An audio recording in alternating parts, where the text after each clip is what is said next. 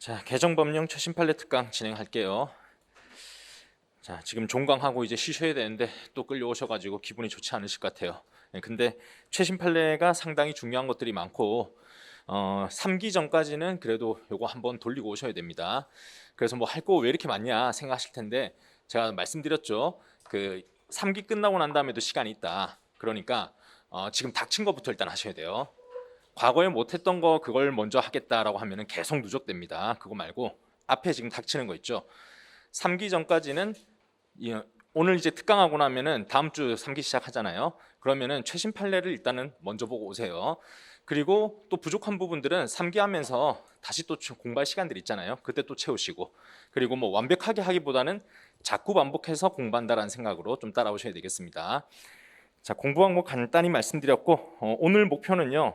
원래 제가 3개 주제를 내세웠었어요. 개정 법률 하나, 그 다음에 최신 판례 하나, 그리고 우리 수험서에 반영되는 내용, 이렇게 해서 3가지 주제를 잡았는데 그 시간 내에 다 못할 것 같아요. 그래서 제가 지금 우리 수험서에 있는 반영되는 내용은요, 그냥 강의 중에 설명으로 하고 자료는 나중에 제가 추록이니까요. 교재 추록이니까 교재 추록은 추후 올리는 걸로 하고 오늘은 판례까지 진행하는 걸로 할 거예요.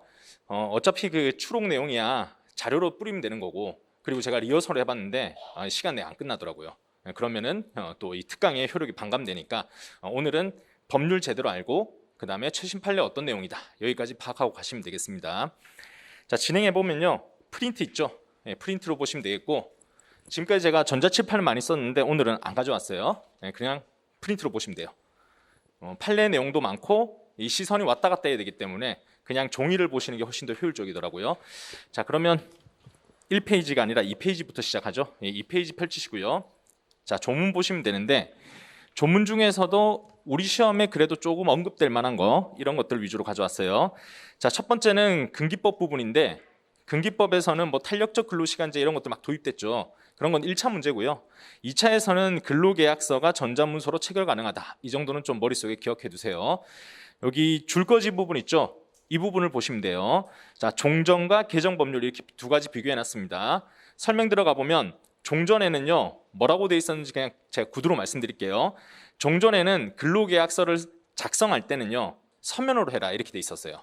그럼 서면이라 하면 종이를 얘기하죠.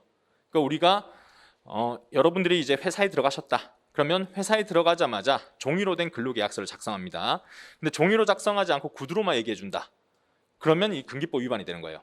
17조 1항에 있는 내용이 명시하라 돼 있었죠. 두 번째 줄에 보면 명시란 단어 보이시죠? 제가 이 강의 중에 설명했던 거 기억나시죠? 명시라 함은 보여주는 거다. 당신이 몇 시간 근무하고 임금이 얼마고 이런 것도 보여주는 거고, 서면을 얘기하지 않고 17조 2항을 가면은 2항에서는 세 번째 줄에 가면 명시된 서면을 교부해라 라고 돼 있죠. 그래서 종이를 받게 된다라고 말씀드렸어요. 여기서 이제 근로기준법 개정된 내용은요, 옆으로 그대로 이동하시면 돼요. 그럼 굵은 글씨 보이시죠? 전자문서 및 전자거래 기본법에 따라서 전자문서를 포함한다라고 됐어요. 그래서 이제 종이 말고 회사 내 이제 인트라넷 이용한 그런 회사 내에 있는 사이트에서 운영하는 그냥 전자계약서, 아니면 PDF 파일을 통한 전자계약서 이런 것들도 가능하다라고 얘기를 합니다. 자, 근데 여기서 주의할 점은요, 이 조문이 해고 서면 통지에는 적용되지가 않아요. 무슨 말인지 아시겠죠? 해고 서면 통지에서는 법 개정됐기 때문에 이제 근로계약서도 전자로 되니까 해고 서면 통지도 당연히 전자로 된다 이렇게 생각하시면 안 되고, 해고 서면 통지로 시험 문제 나올 때는 판례로 풀어야 되는 겁니다. 판례에서도 전자문서 및 전자거래 기본법 얘기합니다. 하지만 되게 예외적인 경우에 인정한다 이렇게 돼 있지, 원칙적으로 무조건 인정한다라고 돼 있잖아요. 자, 이해하셨죠? 그럼 뭐 만약 시험 문제 나왔다고 가정해보죠. 시험 문제에서 근로자 갑이 전자문서로 된 계약서를 작성했다 이렇게 돼 있으면 문제가 안 되겠죠. 법조문 과정 그대로 풀면 돼요. 근데 해고 서면 통지를 받는데 근데 전자문서로 받았어요. 이메일로 받았다, 또는 뭐 모바일로 된 그런 뭐 카카오톡 이런 걸로 받았다. 이러면은 여러분들은 이거는 근로기준법 제27조 위반이다 이런 식으로 접근해 주셔야 됩니다. 자, 이렇게 가볍게 한번 보셨고요. 그 다음 내용들은 노조법 부분입니다. 자, 옆으로 3페이지 가시면 되겠고요. 노조법 보겠습니다. 자, 두 번째 주제로 노동조합에 가입할 수 있는 근로자 범위, 이 부분들이 대대적으로 바뀌었습니다. 자, 그러면서 첫 번째 주제, 해고된 자도 기업별 노동조합 가입이 가능하다라고 돼 있어요. 자, 그러면 먼저 한번 생각부터 해봐야 되겠죠. 자, 기업별 노조에는 예전에 어떻게 돼 있었느냐? 초기업 근로조. 이렇게 두 가지 구분이 됐었고요. 예전에 이제 노동조합을 가입할 때는요. 노동조합 조직 형태에 따라서 가입할 수 있는 근로자가 달랐죠. 초기업 근로조일 때는 실업자, 구직중인자도 가입할 수 있다. 그런데 기업 근로조일 때는 가입할 수 없다. 이렇게 얘기했었죠. 그게 종종 규정이었잖아요. 종종 규정 어디 부분 때문에? 제가 굵은 글씨 표시해놨죠. 읽어보시면 해고된 자가 노동위원회 부당 노동행위 구제 신청했을 때 중노위 재심 판정이 있을 때까지만 근로자 아닌 자로 해석돼서는 안 된다. 즉 근로자로 봐주겠다.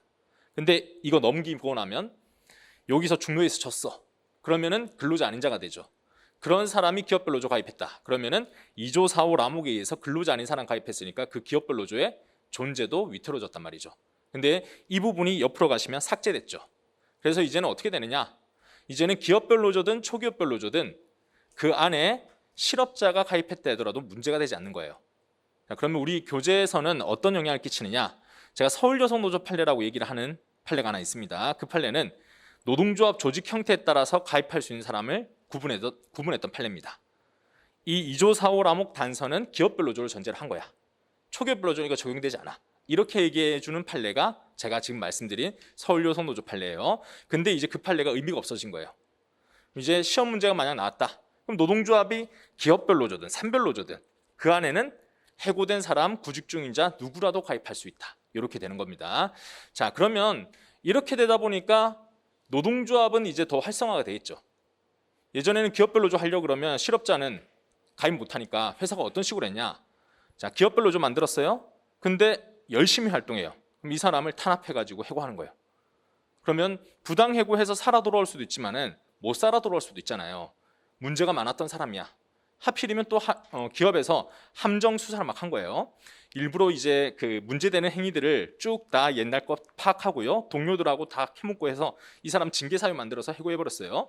그렇게 하고 나면은 이것도 좀 이어서 얘기해보죠. 불이익 취급했을 때 징계 사유 있는 근로자. 근데 노조 활동도 열심히 해. 그럼 우리는 분노라 봐요, 안 봐요? 안 보잖아요. 예, 그렇기 때문에 이런 근로자들이 주로 보면 노조 활동 열심히 하거든요. 해보니까 좀 약간 리스크도 있고 근데 노조 활동도 열심히 하고 이런 사람들이 많단 말이죠. 그러니까 노조 활동하다가 탄압받아가지고 해고돼요. 해고되고 나면은 여기 있는 조문 살려가지고 중노위까지는 그 사람이 노동조합 만들고 나가요.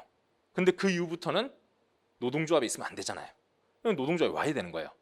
이런 식으로 했었는데 이제는 어떻게 되냐? 기업 근로조든 초기업 근로조든 해고된 사람이 노동조합 만들 수 있기 때문에 아무런 문제가 되지 않는다. 이렇게 됩니다. 자, 그런데 이렇게 되다 보니까 이제 노동조합 입장에서 근로자 입장에서는 단결권이 더 확장됐습니다.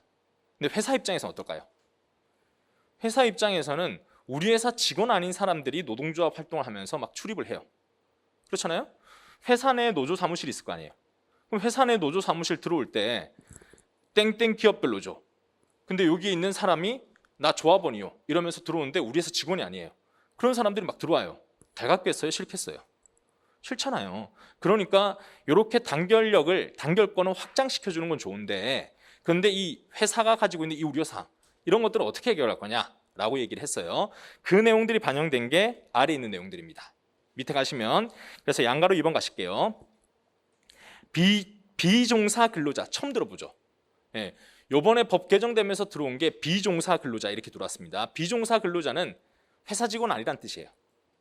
종사 근로자는 우리 회사 직원, 비종사 근로자는 우리 회사 직원 아닌 사람 이렇게 들어왔습니다. 그래서 비종사 근로자 조합원의 사업장 내 조합 활동 제한 이렇게 들어왔어요. 읽어보겠습니다. 자, 조문은 제5조에 근로자는 자유롭게 노동조합 조직에 가입할 수 있고 여기까지밖에 없었어요. 그런데 옆에 개정법률을 보시면요. 1항이 추가되었고 1항에 있는 내용은 자유롭게 조직 가입할 수 있다. 이건 똑같아요. 근데 2항이 추가되는데 2항 내용 보시면 가로 종사 근로자 단어 보이시죠? 윗줄로 갑니다. 사업 또는 사업장 종사하는 근로자, 즉 현재 고용되어서 일하는 사람 얘기죠. 자, 이 사람들은 노동조합의 조합원은 사용자의 효율적인 사업 운영에 지장을 주지 않는 범위에서 사업 또는 사업장 내에서 노동조합 활동을 할 수 있다라고 돼 있죠. 자, 종사 근로자가 아닌 사람 이게 누구라고요? 해고된 사람 아니면 다른 회사 직원 이런 사람들 있죠. 이런 사람들은 사업 또는 사업장 내에서 노동조합 활동을 할 수는 있어요. 어떤 경우에 효율적인 사업 운영에 지장을 주지 않을 때 회사의 우려사항들을 해소해줬죠. 그 다음에 3항 갑니다. 종사 근로자인 조합원이 해고되어서 노동위원회 부당노동행위 구제 신청했을 때 중노위 재심 판정이 있을 때까지는 종사 근로자로 본다. 어디서 많이 봤던 내용이죠. 이게 원래 2조 4호 라목 단서에 있었죠. 근데 이것이 5조 3항에 내려갔고, 근데 의미가 크게 달라졌죠. 옛날에는 어땠냐? 옛날에는 해고된 사람이 노조 활동 못했단 말이에요. 근데 지금은요, 노조 활동하는 데는 문제가 없어요. 근데 종사 근로자면은 자유롭게 하는 거고, 비종사 근로자일 경우에는 어떻다? 여기 보시는 것처럼 사용자의 효율적 사후 운영에 지장을 주지 않는 범위에서 이렇게 좀 제한이 따른 거죠. 노조 가입, 노조 조직에는 문제가 없으나 활동에 뭔가 조금 장애가 있다. 이렇게 이해하시면 되겠습니다. 자, 그래서 사업장이 우려하는 사항들을 지금 해소해 준 게 이 5조의 내용이었다라고 보시면 되겠고요. 다음 페이지 갑니다. 자, 또 사업장의 우려 사항을 해소하는 내용으로 계속 연결됩니다. 양가로 3번 가시면 대의원 자격이라고 돼 있죠. 자, 이거는 노동조합 내부의 기관, 기구 이렇게 얘기했었고요. 대의원은 제가 국회의원하고 빗대서 말씀드렸었죠. 자, 이런 사람들은 한번 생각을 해보죠. 노동조합 내부의 위원장도 우리 회사 직원 아니야. 기업별 노조인데요. 그 다음에 대의원들도 우리 회사 직원 아니야. 자, 이러면은 그 회사의 이해관계, 그 회사의 근로자를 위해서 활동하겠느냐, 아니면은 뭔가 정치적 목적이나 다른 목적을 위해서 활동하겠느냐. 단순하게 생각해보면 어때요? 대의원이 되게 중요하잖아요. 왜 중요하죠? 대의원이 뭘 가름한다? 총회를 가름하잖아요. 위원장 혼자서 못해요. 위원장 이런 간부들도 어떤 사업을 하려고 그러면은 결과적으로 총회 인준을 받아야 돼요. 그럼 결과적으로 총회 조합원들이 어떤 생각 갖고 있냐, 이게 중요해요. 근데 총회는 조합원들 전체로 구성되니까 적어도 이 기업별 노조에 있는 사람들이 대부분 차지한다. 그러면은 그 사람들 원하는 대로 가요. 근데 실제 보면요, 기업별 노조, 뭐 초기업별 노조 다 떠나서요, 대의원들이 대부분 의결 다 전체를 그냥 대의해요. 주로 총회는 처음에 만들 때만 총회 개최하고요. 그 이후 보면요, 대의원 대회 바로 만들어가지고 대의원이 총회를 다 가름해버려요. 그래서 대의원이 모든 걸 독점한다 이렇게 생각하시면 돼요. 이게 실무다. 그러면 대의원만 먹어버리면은 이 회사의 이해관계하고 무관하게 노동조합을 운영할 수 있겠죠. 그러니까 회사에서는 걱정이 되겠죠. 자, 우리 회사 직원 아닌 사람들이 노동조합에 자유롭게 가입할 수 있어. 우리 회사 직원 아닌 사람들이 노조에 가입한 다음에 대의원을 잡아버렸어. 전체를. 그러면은 찬반 투표하고 이런 것들 보니까 회사에서는 임금 올려줄게. 그러니까 조합원들, 우리 회사 다니는 조합원들은 다 좋다 그래요. 근데 아니다. 노동자의 해방을 위해서 우리는 싸워야 된다. 이렇게 얘기하면서 임금 필요 없다면서 갑자기 쟁행이래요. 대의원들이 찬반 투표해서. 이런 우려가 될 수 있겠죠. 그래서 대의원도 이런 사람들이 돼야 된다. 이렇게 제안을 둔 겁니다. 너무 극단적인 상황을 얘기하시는 거 아니냐 이렇게 생각할 수 있지만, 법이라는 거는 극단적인 걸 막을 수 있어야 될 거 아니에요. 그래서 우려사항이 있다. 이런 거 막을 수 있는 수단이 있느냐 이렇게 얘기했고, 그런 이제 사용자 단체의 얘기들을 들어가지고 문제를 해결하는 방향으로 법을 입법했단 말이죠. 자, 안에 들어가 보죠. 종전 법조문 보시면 1항 가면 규약으로 총회 가름할 대의원에 둘 수 있다. 2항 가면 조합원의 직비 무기명 투표에서 선출되라. 3항 가시면 임기는 규약으로 정한다. 이렇게밖에 없어요. 당연 전제로서 기업별 노조는 그 기업 다닌 사람밖에 없으니까, 산별 노조는 원래부터 한 기업에 종속되지 않으니까 아무런 문제가 없었다고요. 근데 지금은 이제 문제될 수 있다. 그래서 만들어진 게 개정법률 3항 갑니다. 굵은 글씨 되어 있는 부분. 하나의 사업 또는 사업장을 대상으로 조직된 노동조합의 대의원은, 자, 초기업별 노조예요, 아니면 기업별 노조예요? 기업별 노조입니다. 사업 또는 사업장 대상으로 조직된 노동조합이라고 돼 있죠. 노동조합 자체가 기업별 노조다 이렇게 생각하시면 되겠고요. 그 노동조합의 대의원은 사업 또는 사업장 종사하는 조합원 중에서 선출해야 된다라고 돼 있죠. 자, 산별 노조는 걱정 없다는 거예요. 초기업별 노조는. 기업별 노조가 걱정인데, 아까 말씀드렸던 우리 회사 직원 아닌 사람들이 대의원을 다 잡고 그러면서 회사 조합원 이해하고 무관한 그런 의결할 때 이런 게 의심된다 했죠. 불안하다 했죠. 그걸 해소하기 위해서 기업별 노조일 때는 대의원의 자격을 사업 또는 사업장에 종사하는 조합원 이렇게 한정을 짓고 있다라고 되어 있습니다. 자, 다음 이제 양가로 4번 갑니다. 임원도 보겠습니다. 자, 대의원도 중요하지만 노조위원장, 부위원장, 사무국장 이런 간부들도 중요하죠. 앞서 보셨던 대의원이 의결기구라고 한다면 임원이라고 하면 우리가 집행기구 이렇게 얘기하죠. 그래서 노동조합이 의결사항을 수행해야 되니까 이 사람들도 중요하다. 그럼 이 사람들도 자격이 제한이 있어야 될 거 아닌가? 이렇게 생각할 수 있겠죠. 자, 그런데 23조 종전 규정 보겠습니다. 종전 규정 보시면 1항 임원은 그 조합원 중에서 선출돼야 된다. 이렇게만 돼 있었어요. 그리고 2항 가시면 규약으로 정하되 3년 초과할 수 없다. 임기에 대한 게 있었어요. 자, 이 부분은 옆으로 가셔서 개정법률 1항. 노동조합의 임원 자격은 규약으로 정한다. 이 경우 하나의 사업 또는 사업장을 대상으로 조직된 노동조합의 임원은 그 사업 또는 사업장에 종사하는 조합원 중에서 선출하도록 한다라고 돼 있죠. 자, 기업별 노조는 어떻게 해라? 그 회사 다니는 사람. 그럼 초기업별 노조는요? 마음대로 해도 돼. 이렇게 됐죠. 자, 근데 여기서 큰 의미가 있습니다. 임원의 자격은 규약으로 정한다 했는데 조합원으로 한정됩니까? 안 됩니까?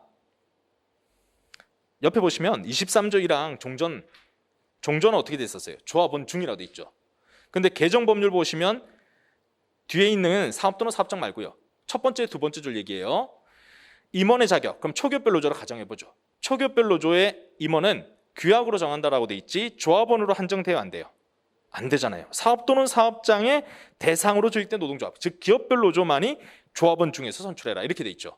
그럼 초기업별 노조는 조합원 아니더라도 선출할 수 있다 없다? 있다. 자, 그게 무슨 의미를 가지냐면요.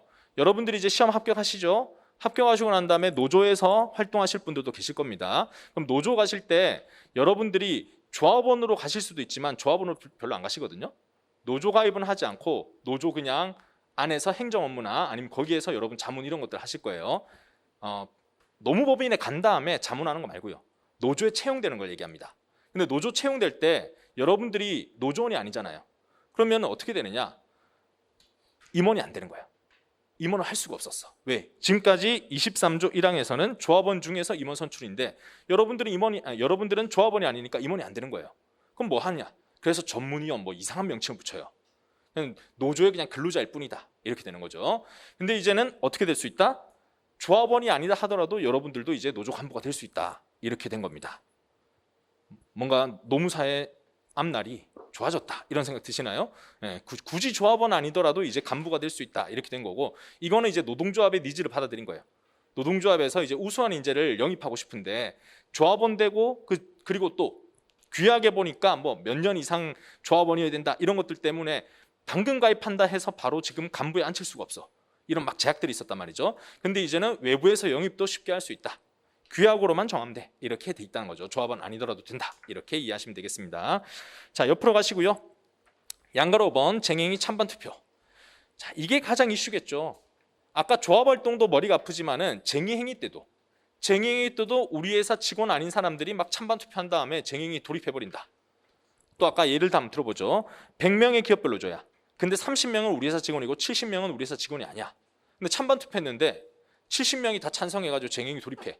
그러면은 이 기업별 노조에 있는 우리 회사 다니는 직원들은 굉장히 싫을 수도 있겠죠.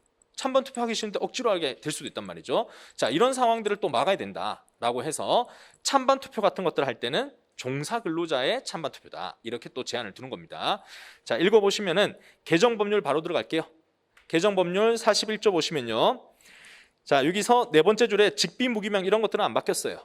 그런데 굵은 글씨 보이시죠? 이 경우 조합원 수 산정은 종사 근로자인 조합원을 기준으로 한다라고 돼 있죠. 종사 근로자가 아까 우리 회사 다니는 사람 이렇게 얘기했죠. 우리 회사 직원들로 구성된 조합원들의 찬반 투표로 쟁행이 돌입하는 거야. 이렇게 된 겁니다.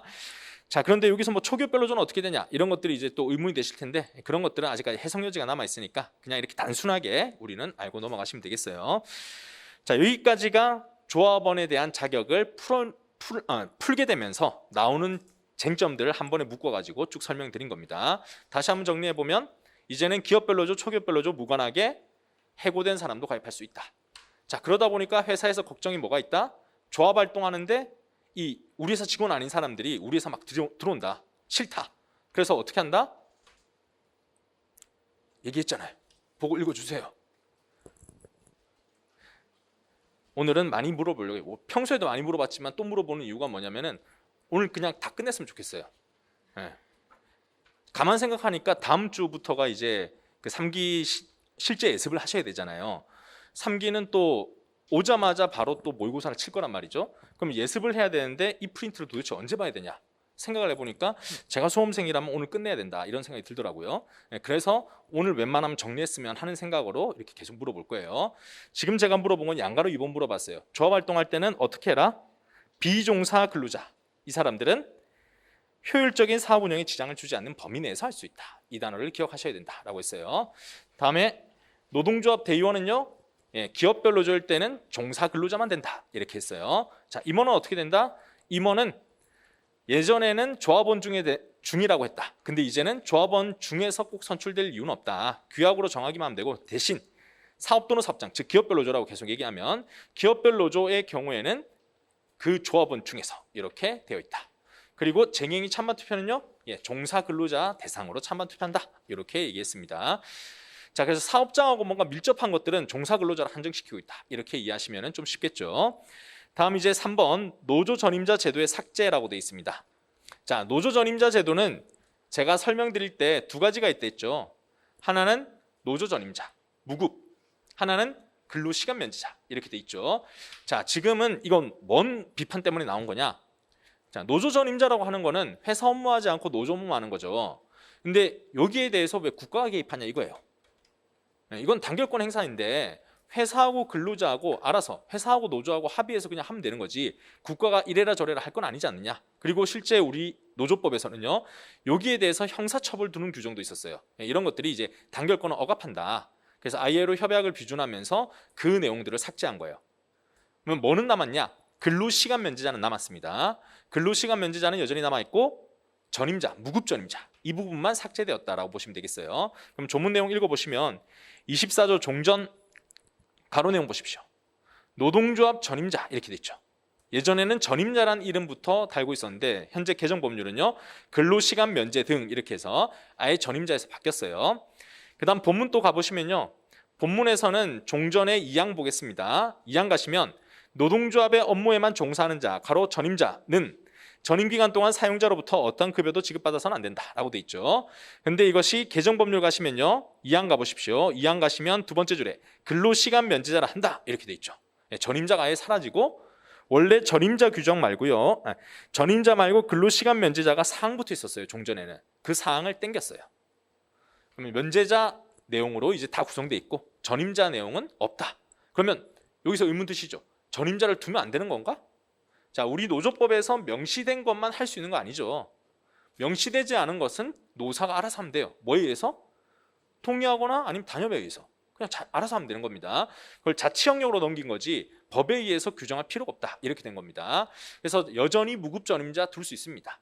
다만 24조 1항에 근거하여 이렇게 이제 내용이 안 나가는 거죠. 자, 이렇게 바뀐 거고요. 더 가봅니다. 다음 페이지 넘어가시면요,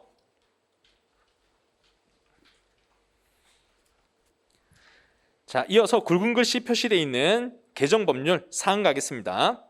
자, 사항 보면 2항을 위반해서 근로시간 면제 한도를 초과하는 내용을 정한 단체배학 사용자 동의는 그 부분에 한정해서 무효로 한다라고 돼 있죠. 요거는 여러분들 2기 9회 모의고사 때도 쳤죠. 근로시간 면제자가 과도한 급여 받으면 돼요, 안 돼요?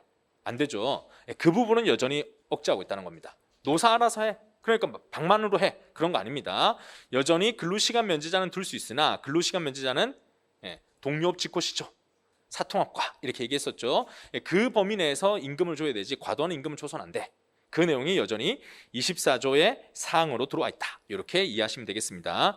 자, 이 정도 보셨고요. 더 내용 가보겠습니다. 이제 양가로 2번.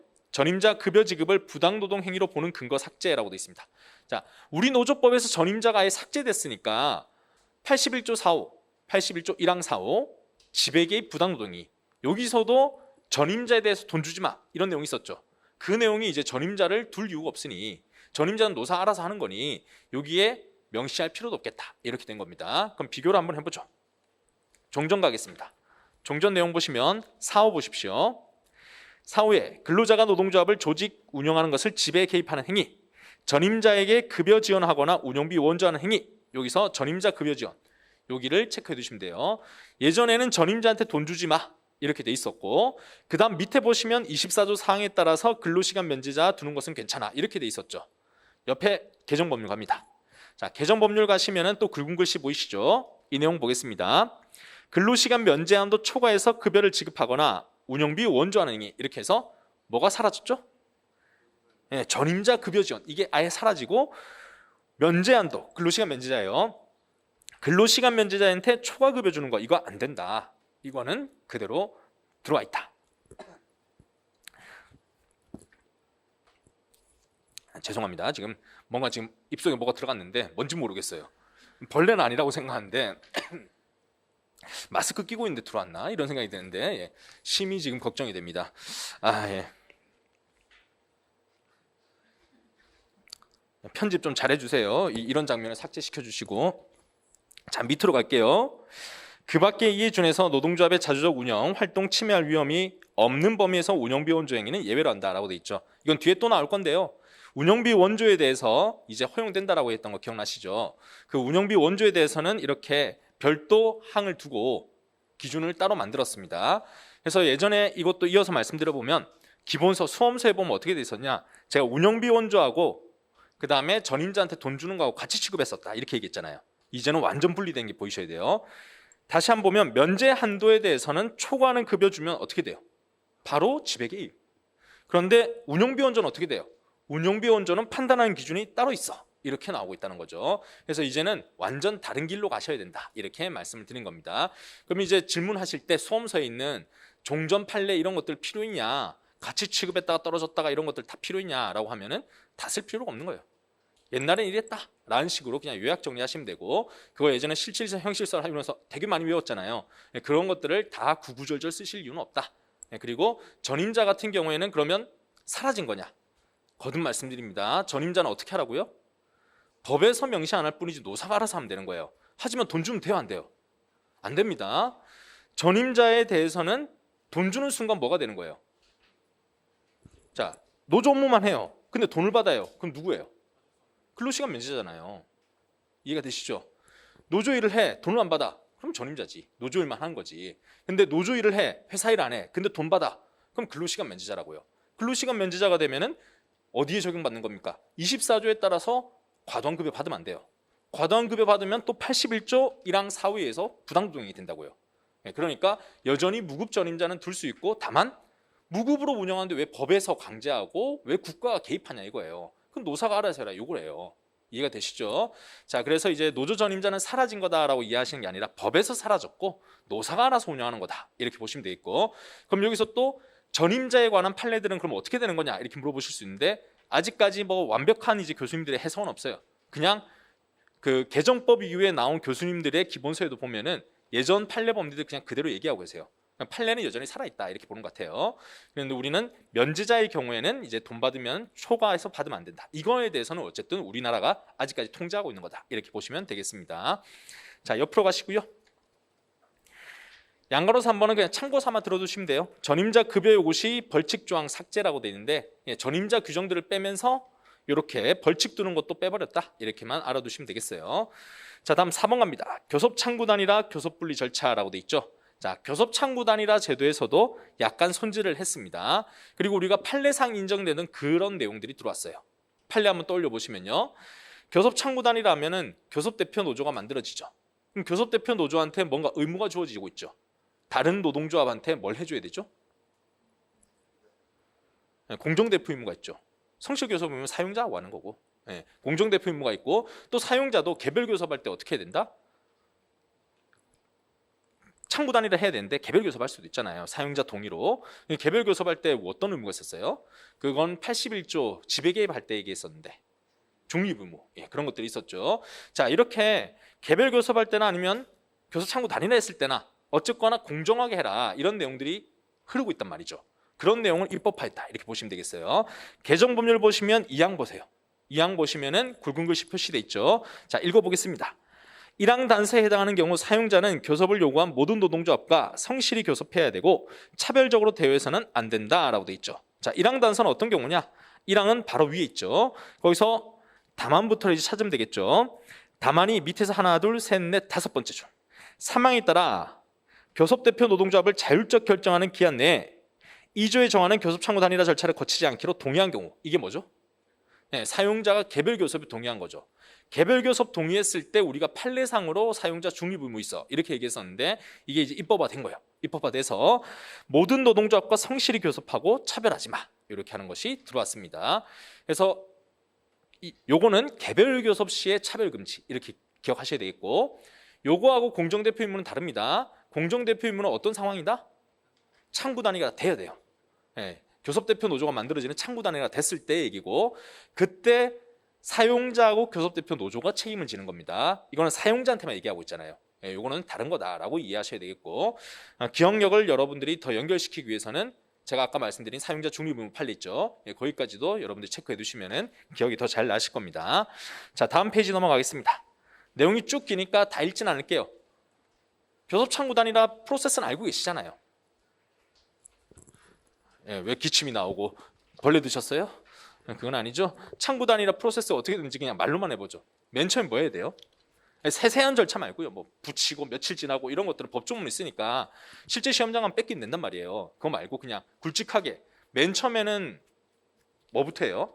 뭐 붙이고 이런 거 다 했다 치고 노동위원회 이런 것도 안 갔어요. 수정도 안 했어요. 그러면은 세 가지가 있잖아요. 첫 번째는 뭐부터 합니까?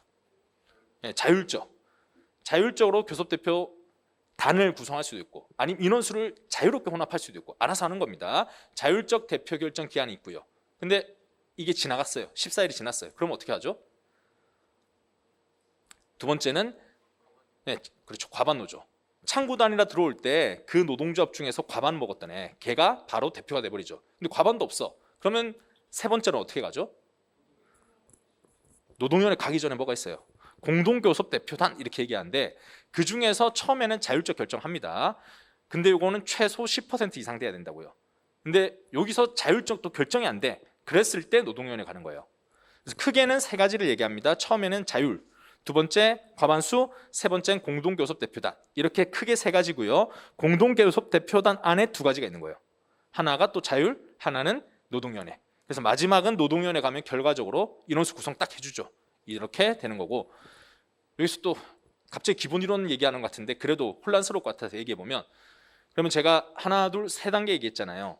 공동교섭대표단의 자율결정하고요, 제일 첫 번째 단계 자율결정하고요, 차이가 뭘까요? 제일 첫 번째 자율결정 있잖아요. 이거는 방법의 제한이 아무것도 없어요. 네, 과반 노조가 아니라 소수 노조 있잖아요. 근데 얘가 제일 잘 싸워. 얘가 볼 때는 우리 회사에서 사장님하고 제일 맞짱을 잘 떠. 그래서 그냥 줘버리는 거야. 근데 공동교섭대표단은요, 인원수를 공동으로 들어가야 된다고요.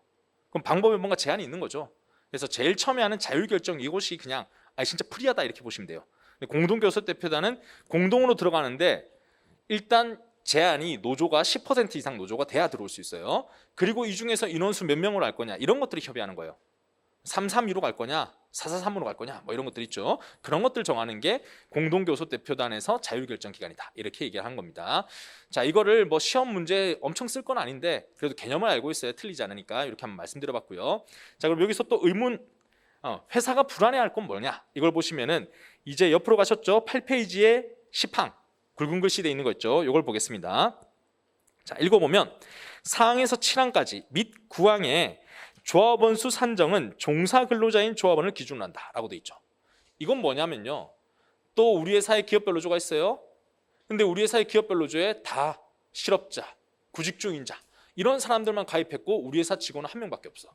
근데 보니까 실업자, 구직중인자를 얼마나 모집을 많이 했는지 10,000명 정도 모집을 한 거예요. 우리 회사 직원은 10명인데 자, 그러면 무조건 대표 먹는 거잖아요. 이렇게 하면 안 된다는 거죠.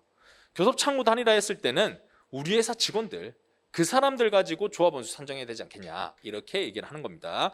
그래서 지금 4항에서 7항까지 이렇게 돼 있는데 이게 아까 말씀드렸던 그 프로세스예요. 교섭할 때 자율결정 단계, 그 다음에 과반수 노조 단계, 그 다음에 공동교섭대표단 단계 있죠. 이런 거에 대한 프로세스 할 때 조합원수 산정은 우리 회사 직원, 이렇게 이해하시면 되겠습니다. 자, 옆으로 넘어갑니다. 자, 이렇게 교섭창구 단위라에 대한 절차를 한번 봤고요. 그 다음에 양가로 2번 분리된 교섭 단위의 통합이라고 돼 있죠. 자, 이건 뭐냐면요, 교섭 단위를 우리가 분리할 수 있었죠. 원래 분리할 수 있었죠. 자, 이 분리는 사용자가 동의해서 하는 그런 개별 교섭을 얘기한 게 아니라 처음부터 교섭 단위가 합쳐지면 안 되는데 억지로 합쳐놓으니까 갈등이 너무 심해져. 그래서 노동위원회 가보니까 너네는 합치는 것보다 떨어뜨리는 게 낫겠다, 이렇게 하는 게 교섭단위 분리였어요. 근데 법의 문제점이 뭐였냐면요, 교섭단위 분리는 됐는데 통합이 없었던 거예요. 그러면 한 번 분리되고 나면 평생 분리냐, 이렇게 문제가 됐었거든요. 근데 이번에 분리가 됐다가 합칠 수 있는 경우가 생겼다, 이겁니다. 조문 한번 읽어보시면, 자, 종전 읽지 말고 개정법률 바로 갑니다. 자, 개정 법률에서 2항 가시면 되겠고 1항에도 불구하고 하나의 사업 또는 사업장의 현격한 근로조건 차이, 고용 형태, 교섭 관행 등을 고려해서 교섭단에 분리하거나 요게 예전에 있었어요. 근데 뒤에 이어서 분리된 교섭단위를 통합할 필요가 있다고 인정되는 경우에 노동위원회는 노동관계 당사자 양쪽 어느 한쪽에 신청을 받아 교섭단위를 분리하거나 분리된 교섭단위를 통합하는 결정을 할 수 있다라고 돼 있죠. 그래서 예전에는 분리밖에 없었는데 이제는 통합이 들어왔다 이렇게 이해하시면 되겠습니다. 자, 이것도 뭐 그렇게 판례가 있고 그런 건 아니에요. 앞으로 이렇게 바뀔 거다 이 정도만 알아두시면 되겠고요. 밑으로 갑니다. 단체백 유효기간 연장. 자, 이거는 심플해요. 예전에는 2년이었죠. 지금은 3년으로 바뀌었어요. 그냥 3년 이렇게만 알아두시면 되겠습니다. 자, 다음 페이지 넘기십시오. 10페이지 오셨고요. 6번 주제 가겠습니다. 쟁행의 수단 방법의 제한이라고 돼 있죠. 자, 이것도 원래 없었어도 인정되던 거예요. 뭘 떠올리시면 되느냐? 직장 정보 떠올리시면 돼요. 그럼 직장 정보할 때는 어떻게 하라 돼 있었죠? 부분적, 변정적으로는 할 수 있으나 전면적 어떻게 해요? 안 들리죠? 왜? 귀가 이상해졌는데? 전면적 배타적 하면 안 된다. 이건 원래 판례에서 인정되어 왔죠. 그런데 다시 한 번 더 확인하는 내용을 입법했다 이렇게 이해하시면 되겠어요. 자, 읽어보시면 개정법률의 3항 보이시죠? 사용자 점유를 배제해서 조업을 방해하는 형태로 쟁행위를 해서는 안 된다라고 돼 있어. 그래서 제가 이거 설명할 때 기억나십니까? 직장 정보 얘기할 때 제가 조문은 뭐만 있다 했죠? 시설에 대한 얘기밖에 없었잖아요.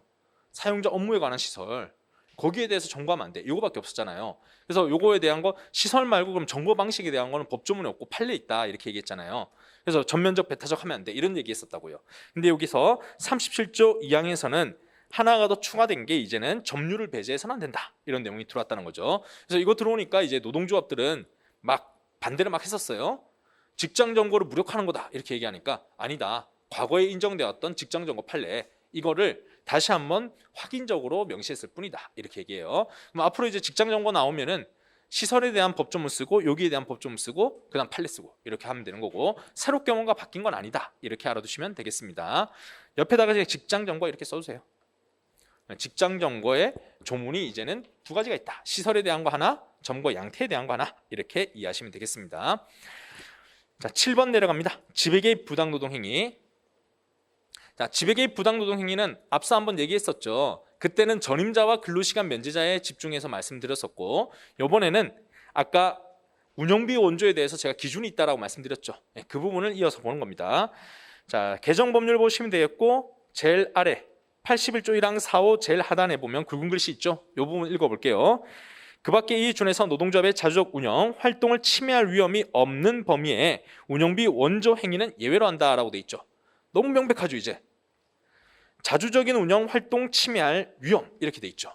위험이 있어야만 돈 받으면 안 돼. 위험이 없으면 돈 받아도 돼. 이렇게 얘기하죠. 그러면 뭐 형식설, 실질설 뭐 이런 얘기를 써야 되는가 물어보시면요. 굳이 쓴다면은 이젠 실질이에요. 근데 실질설, 형식설을 이야기를 왜 안 하느냐? 그거는요. 법조문 가지고 해석할 때 이 법조문을 뭘로 해석해야 되냐 할 때 애매할 때 형식적으로 해석해라. 실질적으로 해석해라. 이렇게 얘기하는 거예요. 근데 이제는 해석의 관점이 필요하잖아요. 필요 없어요 이제는. 그래서 시험에 나올 가능성도 굉장히 낮아졌고 나온다 하더라도 그냥 법조문대로 쓰면 되는 거다. 이렇게 이해하시면 되겠어요. 그래서 그 기준은 옆으로 가시면 11페이지에 1, 2, 3, 4, 5 이렇게 나와 있죠. 근데 요거는 시험 문제 나올 가능성이 없을 거다. 왜냐하면 어떻게 해석해야 될지 모르겠어요. 도대체 몇 번은 받아도 되고 얼마까지 받아도 되느냐? 그럼 전기세라 해서 돈 받았는데 전기세를 99만 원은 알아 쓰고 1만 원만 전기세네. 이거 되냐 안 되냐? 이런 것들이 다 해석의 여지가 있는데 어떤 기준도 지금도 없어요. 그래서 아마 실제 사례가 나와야 될 거고 고용노동부의 판단 기준 나와야 될 거고 이렇게 될 겁니다. 그래서 여러분들은 과거에 있었던 논의를 이제 없애는 형태로 공부하시면 된다. 이렇게 말씀드리고요. 자, 이렇게 해서 노조법 끝났어요. 자, 노조법에서 개정된 내용 중에 가장 핵심적인 건 뭐냐 이렇게 물어보시면 전임자가 사라진 거, 노동조합 가입 범위가 달라진 거 이런 것들이 핵심이었다 이렇게 보시면 되겠어요. 자, 보니까 별거 없죠. 수험에서는 약간 무게를 좀 덜어줬죠. 초기업별 노조만이 그 실업자 가입할 수 있다. 급할리지 않아도 되잖아요.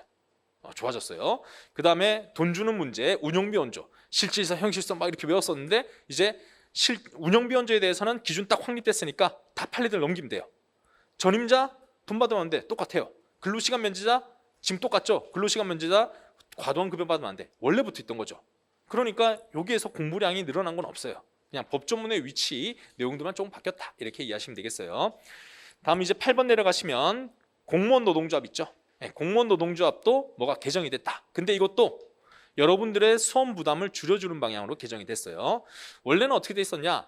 원래는 공무원 노조에는 재직 중인 공무원만 가입할 수 있었어요. 근데 지금 개정되면서 어떻게 됐느냐? 해고된 사람, 이 사람들 또는 정년퇴직한 사람, 이런 사람들도 노동조합 운영에 가입할 수 있다. 조직할 수 있고 가입에 참여할 수 있고 이렇게 지금 바뀌었습니다. 읽어보겠습니다. 자, 종전 6조 한번 볼게요. 6조 보시면 6급 이하 일반직 공무원이라고 돼 있죠. 일단 6급에 한번 동그라미 쳐두시고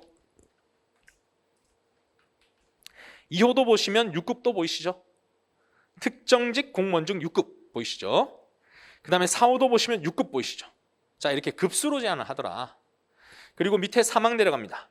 면직 파면 해임되어서 노조법 82조 1항에 따라서 노동위원회에 부당노동행위 구제 신청했을 때 노동위원회법에 따른 중노위 재심 판정이 있을 때까지 노동조합원의 지위를 상실한 것으로 보아서는 안 된다라고 돼 있죠.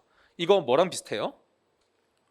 예, 원래 종전의 2조 4호 라목 그 내용하고 비슷하죠. 즉 현재 재직 중인 공무원만 노조 가입할 수 있어 이렇게 나왔던 거예요. 근데 옆으로 가시면 어떻게 됐냐? 자, 일단 바로 사망부터 갈게요. 사망 삭제 보이시죠? 이게 삭제됨으로 인해서 이제는 면직, 파면, 해임 이렇게 된 사람도 노동조합 가입할 수 있다 이렇게 된 거예요. 그리고 또 하나가 바뀐 게 위로 올라가 보면 일반직 공무원부터 가보세요. 급수 있어요 없어요? 없죠. 네, 그래서 우리 수험서에 있는 거 보면 재직 중인 공무원만 가입하도록 돼 있는 이 판례들이 이제 필요 없어졌다 이렇게 보시면 되겠어요. 그리고 급수에 대한 제한도 없다 이렇게 보시면 되는데 이것도 뭐 시험에 나올 건 아니지만 한번 참고 삼아 들어두시면요. 6급이 원래 이제 공무원을 보면 공무원이 직급과 직책이 똑같이 움직여요. 5급이면은 관리자, 6급이면은 그 업무하는 사람 중에 가장 이제 우선순위는 회사로 치면 부장급 이런 식으로 이제 운영이 됐거든요. 5급부터는 관리자야. 그다음 4급 되면 4급이면은 뭐 시청으로 치면은 뭐 과장급, 국장급 이러니까 이 사람 무조건 관리자야 이렇게 됐는데 근데 요즘 그 회사들은 직급과 직책이 똑같이 움직이지 않죠. 네, 명칭은 국장인데 명칭은 부장인데 실제 하는 업무 보면 되게 허드렛 일을 할 수도 있잖아요. 그러니까 직급과 직책은 똑같이 움직이지 않는다는 거죠. 그럼 공무원 사회도 이걸 투영해 보면 5급 사무관인데 일을 더럽게 못해요. 그리고 김영란법이 걸렸어. 직위 해제된 다음에 원래 돌아갈 자리가 없어졌네. 그래서 이 사람이 그냥 되게 평범한 업무 하고 있어요. 지금 5급인데 그냥 9급이 하는 일을 해. 그럼 이 사람 노조 가입할 수 있어야 되잖아요. 자, 이렇게 얘기하면 뭐가 떠올라야 됩니다. 2조 노조법 제2조 4호 감옥이 떠올라야죠. 거기 보면 사용자 이익대표자 얘기하죠. 근데 이익대표자를 우리 판례는 뭐라고 얘기하죠? 조합원으로서의 자격, 책임과 의무가 충돌되냐 안 되냐. 그래서 명칭은 보니까 충돌될 것 같은데 실제 충돌이 안 되는 사람들은 노조 가입할 수 있어야 된다 이렇게 얘기하잖아요. 이 관점이 이제 들어온 거예요. 그래서 이제 급수로 일의적으로 할 게 아니라 급수가 있다 하더라도 이 사람이 하는 일이 뭐냐 이걸 봐야 되고 하는 일이 노동조합 활동하는데 아무런 지장이 없어. 그러면 노조 활동할 수 있어야지. 이런 식으로 투영이 된 거다라고 이해하시면 되겠어요. 자, 그리고 또 하나가 있다면은 여기서 보시면은 2호에 보시면 소방공무원 단어 보이세요? 소방공무원. 예전에는 소방공무원이 그 조합 활동 못했어요. 소방, 경찰 이런 분들. 근데 지금 보시면 소방공무원 및 교육공무원 돼 있는데 교육공무원은 생각하지 않으셔도 되겠고 소방공무원이 노동조합 가입할 수 있다 이런 식으로 지금 되어 있습니다. 자, 이렇게 해서 내용들이 바뀐 게 있고 우리 시험에서의 2차 시험에서의 의미가 있다라고 한다면 재직 중인 자를 요구하지 않는다 이 정도 알아두시면 되겠고 다음 내용 가시면 교원노조. 교원노조도 똑같습니다. 자, 교원노조도 제2조에 보면 종전에 있는 내용 중에 굵은 글씨 보겠습니다. 해고된 사람으로서 노조법 82조 1항 따라 노동위원회에 부당노동행위 구제 신청했을 때 노동위원회법 제2조에 따른 중노위 재심 판정 때까지는 교원으로 본다. 즉 재심 판정 지나고 나면 어떻게 된다? 교원 아니다. 이렇게 취급했다는 거죠. 재직 중인 교원만이 교원 노조 가입할 수 있어. 그래서 정교조 사건에서 해직된 교원 가입했다. 그런 이유로 노동조합 아니라고 통보했단 말이에요. 근데 이제는요. 개정법률 보시면 1호, 2호, 3호 유아교육, 초중등교육, 3호 고등교육법은 이 대학교원 그리고 밑으로 가시면 4조 2 보이시죠? 4조 2의 가입 범위 보이시면 가입할 수 있는 사람의 범위는 다음 각과 같다라고 돼 있고 2호 보시면 교원으로 임용되어 근무하였던 사람으로서 규약으로 정하는 사람이라고 돼 있죠. 그러니까 재직 중인 것을 요구하지 않아요. 요구하지 않고 그것은 노동조합이 알아서 하면 된다. 만약 그 노동조합이 예를 들면 정교조 아까 얘기했으니까요. 정교조가 우리는 조합을 활기차게 운영하려면 재직 중인 사람들만 있는 게 좋겠다. 그래서 규약에서 재직 중인 사람 이렇게 했으면 그 규약에 따라서 재직 중인 사람만 받으면 돼요. 근데 우리는요 힘을 키워야 되겠다.